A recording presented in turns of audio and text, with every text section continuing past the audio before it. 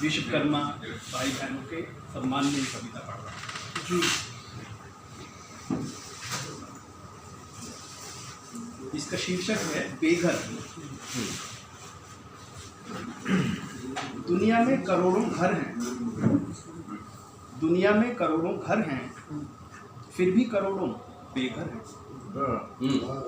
दुनिया में करोड़ों घर हैं, फिर भी करोड़ों बेघर हैं। जिनके नहीं होते अपने घर, उनका नहीं होता कोई मोहल्ला। जिनके नहीं होते अपने घर, उनका नहीं होता कोई मोहल्ला। जिनका नहीं होता कोई मोहल्ला, उनकी नहीं होती कोई बस्ती, नहीं होता कोई गांव। जिनका नहीं होता कोई मोहल्ला, उनकी नहीं होती कोई बस्ती, नहीं होता कोई गांव। जिनकी नहीं होती बस्ती या कोई गांव, उनका नहीं होता कोई शहर। जिनकी नहीं होती कोई बस्ती या गांव, उनका नहीं होता कोई शहर। जिनका नहीं होता कोई शहर, उनका नहीं होता कोई देश। उनका नहीं होता कोई देश।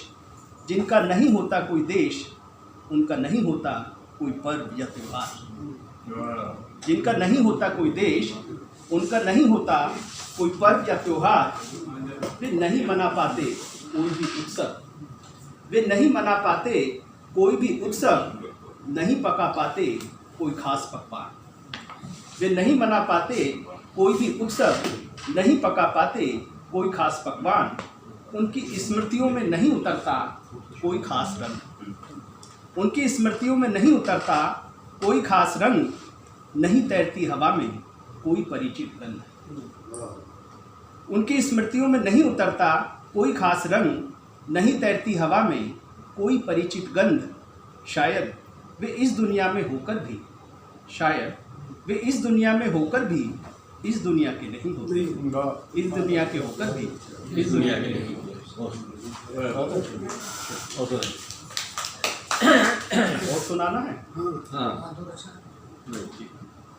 मैं पुराने परिचित सोशल मीडिया के बहाने से कनेक्ट हो रहे हैं, तो ऐसे ही एक ग्रुप जो है एक दूसरे से जुड़ता है और 20 साल बाद वो मिलते हैं। तो इसका शीर्षक है 20 साल बाद। 20 साल बाद सोशल मीडिया के माध्यम से 20 पुराने यार जुड़े। 20 साल बाद सोशल मीडिया के माध्यम से 20 पुराने यार जुड़े। एक शुभ अवसर पर जब सारे यार मिले, हाय हेलो के बाद परिचय का एक दौर चला। हाय हेलो के बाद परिचय का एक दौर चला। एक जो 20 साल पहले एक मेडिकल स्टोर चलाता था, चहक कर बोला, अब मेरे 4 मेडिकल स्टोर चल रहे हैं। अब मेरे 4 मेडिकल स्टोर चल रहे हैं।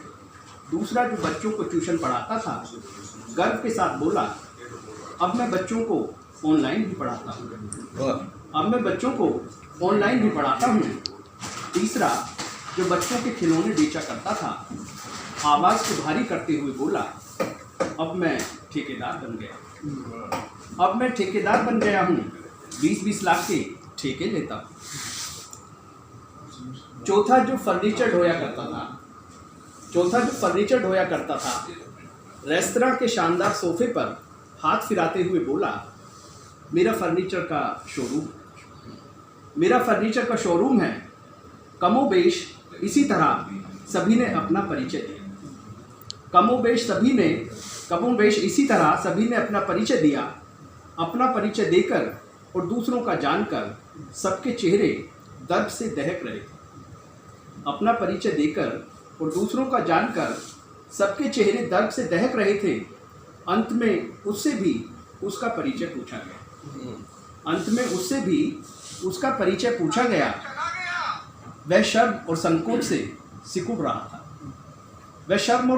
सिकुड़ रहा था और सोच रहा था, आधा जीवन गुजर जाने के बाद भी उसके पुराने दोस्त उसका परिचय पूछ रहे हैं। आधा जीवन गुजर जाने के बाद भी उसके पुराने दोस्त उसका परिचय पूछ रहे हैं। अब क्या परिचय दे और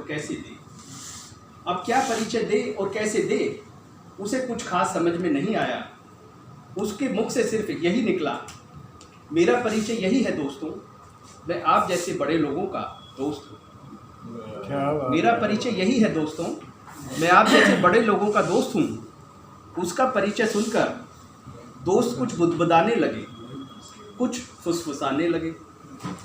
एक फुसफुसाहट उसके कानों में कुछ इस तरह पड़ी, एक फुसफुसाहट उसके कानों में कुछ इस तरह पड़ी, यह कभी नहीं सुधरेगा, यह कभी नहीं सुधरेगा।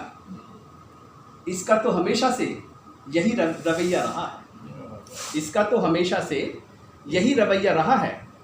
उनकी फुसफुसाहट सुनकर उसके होठों पर हल्की सी मुस्कान तैर गई।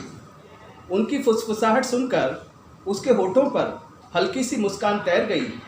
उससे प्रसन्नता हुई यह जानकर, उसे प्रसन्नता हुई यह जानकर उसके पुराने दोस्तों के ज़हन में उसकी पुरानी छवि यथावत सुरक्षित थी, यथावत सुरक्षित।